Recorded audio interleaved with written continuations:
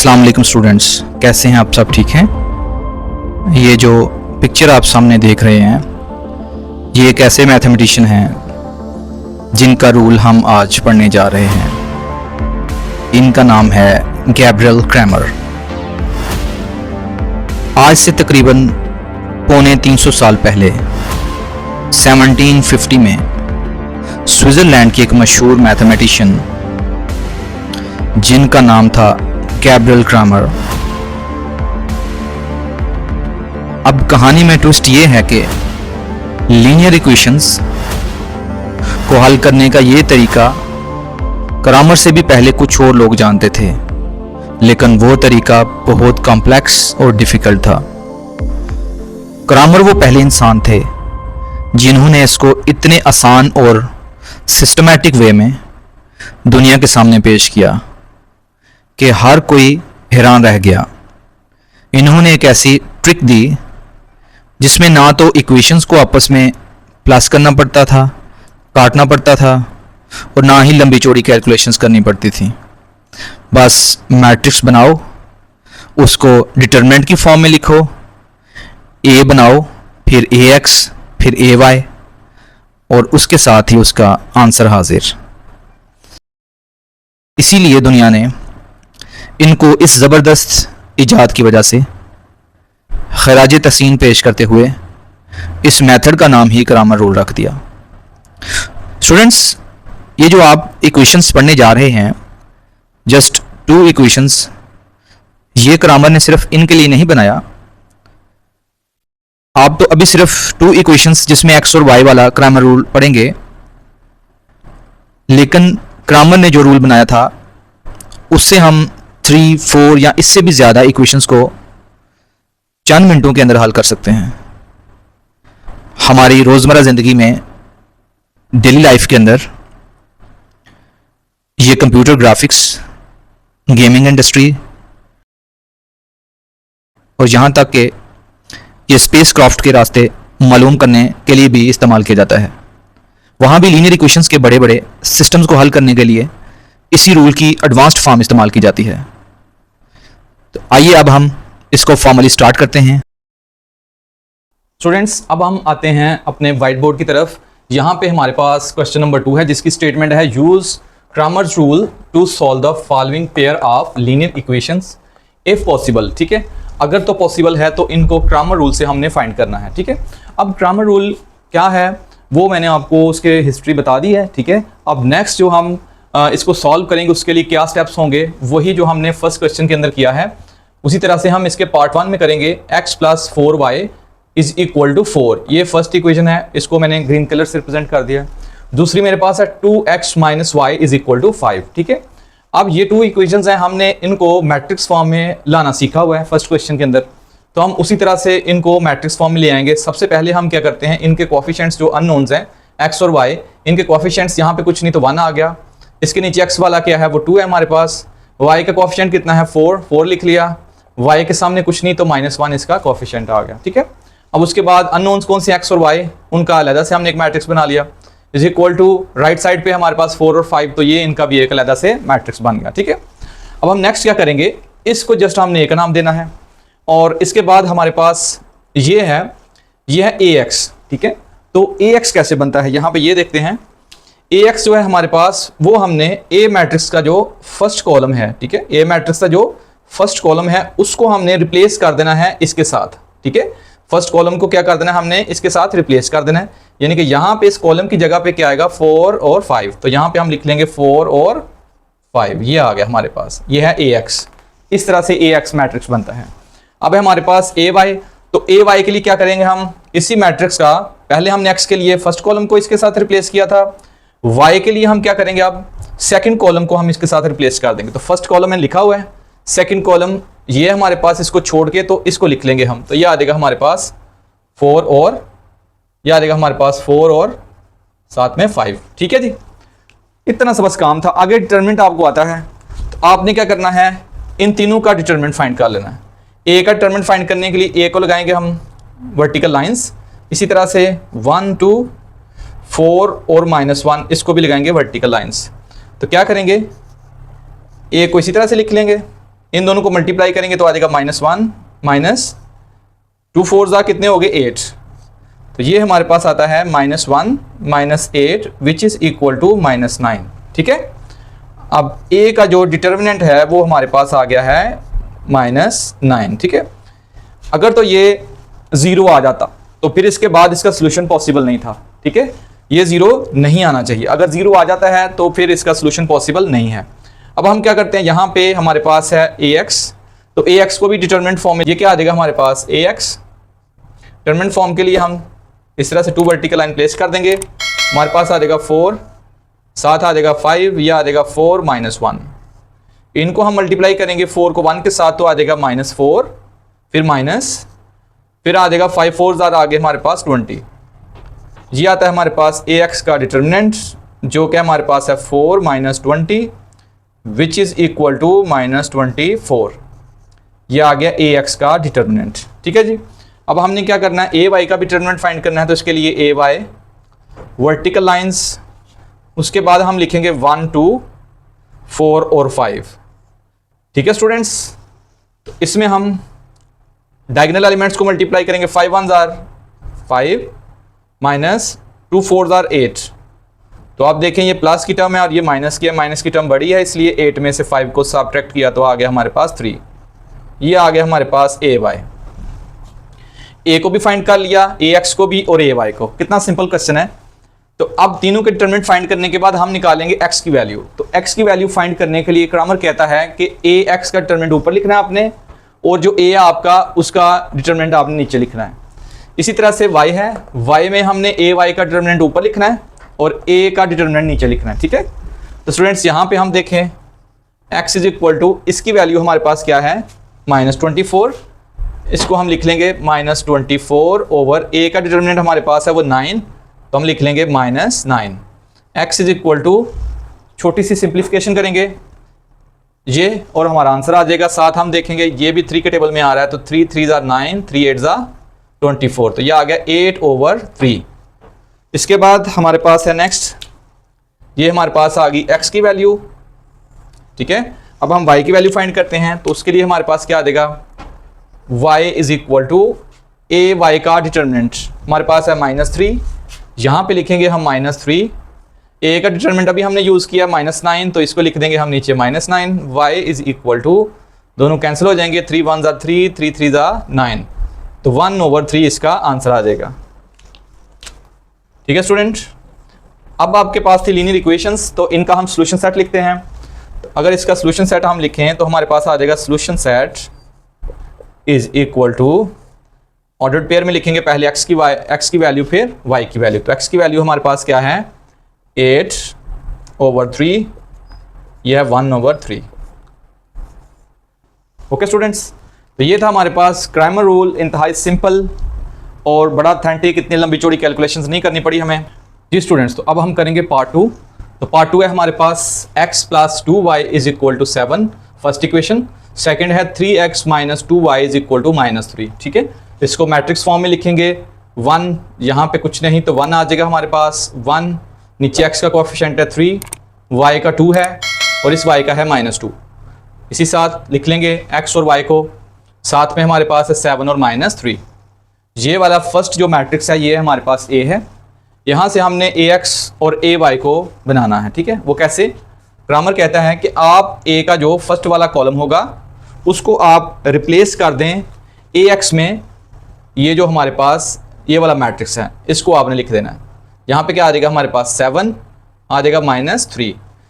इसी तरह से ay है, वो कहता है जब आपने y की वैल्यू को फाइंड करना है तो a में सेकंड वाला जो कॉलम होगा उसको इसके साथ रिप्लेस कर दें, तो क्या लिखेंगे 7 ओवर आ जाएगा -3, ये हमारे पास आ जाएगा। अब क्या करेंगे नेक्स्ट, हम इनको सिंप्लीफाई करते हैं। तो यहाँ पे हम सबसे पहले इसका डिटरमिनेंट फाइंड करेंगे, a का डिटरमिनेंट हमारे पास आ जाएगा 1 3 2 -2। ठीक है, ये क्या आ जाएगा हमारे पास, 2 1 ज़ा 2 -2, 3 2 ज़ा 6, तो ये आ जाएगा हमारे पास 8, जो कि 0 नहीं आया, तो सॉल्यूशन इसका पॉसिबल है। ठीक है, इसके बाद हम कर लेते हैं इनको ax को फाइंड। ax को फाइंड करने के लिए हम क्या करेंगे, इसको डिटरमिनेंट फॉर्म में लिखेंगे पहले 7 माइनस 3 2 माइनस क्या आ जाएगा 2। इसके बाद हम क्या करेंगे, इनको मल्टीप्लाई कर लेंगे। 7 2 आ जाएंगे हमारे पास 14 माइनस 3 2 आ जाएगा -6। सो ये हमारे पास आ जाएगा ax का determinant -14 minus minus plus 6 it will become -8। ठीक है, ये आ जाएगा ax हमारे पास। इसी तरह से हम निकालेंगे अब ay। तो ay को डिटर्मिनेंट फॉर्म में लिखेंगे, यह आ जाएगा 1/3 7 माइनस 3। यहाँ पे 3 को 1 से मल्टीप्लाई करेंगे, आ जाएगा -3 7 3 are 21। ये हमारे पास आ जाएगा 24 आ जाएगा ax। ठीक है, अब हम आते हैं इधर x की वैल्यू के लिए। ax की वैल्यू कितनी है हमारे पास -8, तो हम लिखेंगे -8 ऊपर, और a का जो डिटरमिनेंट है उसकी वैल्यू है -8, तो ये भी आ जाएगी -8। यह y is equal to ay हमारे पास -24 ओवर आ जाएगा -8, सेम वैल्यू है। ठीक है, तो ये हमारे पास माइनस माइनस के साथ 8 1 जार 8, x इज इक्वल टू आ जाएगा 1, y इज इक्वल टू आ जाएगा माइनस माइनस के साथ कैंसिल 8 3 जार 24। हम लिख सकते हैं सोल्यूशन सेट, वो क्या आ जाएगा हमारे पास। सोल्यूशन सेट की फॉर्म में लिखना चाहें 1 और 3। ठीक है, ये है आपका सोल्यूशन सेट। वैसे बुक के जो लास्ट पे आंसर्स दिए हुए हमें उसमें 1 और 3 दिया हुआ है इसी तरह से, लेकिन इक्वेशंस हैं तो मैंने इसको सोल्यूशन सेट की फॉर्म में लिख दिया। जी स्टूडेंट्स, तो अब हम करते हैं क्वेश्चन नंबर 3। इसमें कहता है कि 2x minus 5y is equal to -6, ये फर्स्ट इक्वेशन है। सेकंड है हमारे पास 4x minus 3y is equal to -12। ठीक है, इनको हम मैट्रिक्स फॉर्म में लिखेंगे। इनके कोएफिशिएंट्स x का 2 और 4 लिख देंगे। उसके बाद y के कोएफिशिएंट्स है -5 और -3। उसके बाद हमारे पास अननोन्स होते हैं, इनको हम लिख लेते हैं मैट्रिक्स की फॉर्म में। उसके बाद -6 और आ जाएगा मेरे पास -12, तो इनको हम लिख लेंगे। ठीक है, ये आ गई इन दोनों इक्वेशंस की मैट्रिक्स फॉर्म। ठीक है, इसके बाद जो हमारे पास फर्स्ट वाला है उसको हम लिखेंगे a, उससे अब हम बनाएंगे ax और ay। ठीक है, तो यहाँ पे हमारे पास जो ax है उसमें आप देखें तो हमारे पास हमने क्या करना है, इस a का पहला कॉलम चेंज करना है। किसके साथ, इसके साथ। तो ये आ जाएगा हमारे पास -6, फिर उसके बाद क्या है -12। ठीक है, जब हमने ay फाइंड करना है, ay का मैट्रिक्स बनाना है, तो हम क्या करेंगे, पहले कॉलम को ऐसे ही रहने देंगे और दूसरे कॉलम को हम इसके साथ रिप्लेस कर देंगे। तो वो आ जाएगा हमारे पास -6 और आ जाएगा -12। ठीक है जी, अब इसके बाद नेक्स्ट हमने क्या करना है, इन तीनों के हमने डिटरमिनेंट फाइंड करने हैं, उनकी वैल्यूज़ को हमने क्या करना है, डिवाइड। x और y का आंसर आ जाएगा। तो यहाँ पे हम a का डिटरमिनेंट ले लेते हैं, इसको हम वर्टिकल लाइंस के साथ डिटरमिनेंट फॉर्म में लिख लेते हैं 2 4 -5 -3। ठीक है, ये हमारे पास आ गया। इसको हम मल्टीप्लाई करते हैं, 3 2 are 6 प्लस माइनस माइनस, उसके बाद प्लस माइनस आ जाएगा माइनस, ये आ जाएगा 20 हमारे पास। नेक्स्ट करेंगे तो आ जाएगा 6 माइनस माइनस प्लस 20, ये आ जाएगा मेरे पास 14। ठीक है, तो जो कि 0 नहीं आया a का डिटरमिनेंट। फिर हम क्या करेंगे, ax का डिटरमिनेंट फाइंड कर लेंगे। तो ax को डिटरमिनेंट फॉर्म में लिखेंगे इस तरह से -6 -12, यह आ जाएगा मेरे पास -5 और -3। डिटरमिनेंट फॉर्म के लिए ये वर्टिकल लाइन प्लेस कर देंगे। माइनस माइनस प्लस 6 3 आ जाएगा हमारे पास 18, माइनस माइनस माइनस प्लस, और 12 5 कितने होते हैं 60। शाबाश। तो इसमें से हम क्या करेंगे, अब इसको इसमें से सब्ट्रैक्ट कर देंगे। चलें यहाँ कर लेते हैं 60 माइनस 18, यहाँ से कैरी करेंगे 10 में से आ जाएंगे 2, यहाँ पे रहेगा 4 में से कितना आ जाएगा ये 42। ठीक है, साइन माइनस का लिखेंगे, बड़ी टर्म माइनस किया तो ये आ जाएगा हमारे पास 42। तो ax का जो डिटरमिनेंट है वो आ जाएगा हमारे पास 42। अब हम क्या करते हैं, ay को फाइंड कर लेते हैं। ay का डिटरमिनेंट फाइंड करेंगे, इसको डिटरमिनेंट फॉर्म में लिख देंगे। लें जी, लिख दिया इसको डिटरमिनेंट फॉर्म में। अब नेक्स्ट क्या करेंगे, इसको शाबाश स्टूडेंट्स, तो इसको क्या करेंगे, इसका डिटरमिनेंट फाइंड करेंगे। डायगोनल एलिमेंट्स को मल्टीप्लाई करेंगे, कितना आ जाएगा -24, 12 4 कितना आ जाएगा 24, प्लस माइनस माइनस माइनस यहाँ भी, और इसके बाद क्या आ जाएगा प्लस माइनस माइनस 6 4 कितना आ जाएगा 24, यहाँ पे हमारे पास आ जाएगा 24, माइनस का माइनस माइनस प्लस आ जाएगा 24। सो -24 है प्लस 24 है, तो दोनों को सब्ट्रैक्ट करेंगे तो आ जाएगा हमारे पास 0। तो ay का डिटरमिनेंट क्या आ गया हमारे पास 0। तो हम आते हैं x की वैल्यू के ऊपर। ax का डिटरमिनेंट पकड़ेंगे, उसकी वैल्यू हमारे पास है 42 उसको लिखेंगे, नीचे है हमारे पास 14, 3 के साथ आता है 14 3 जार 42, x इज इक्वल टू आ जाएगा -3।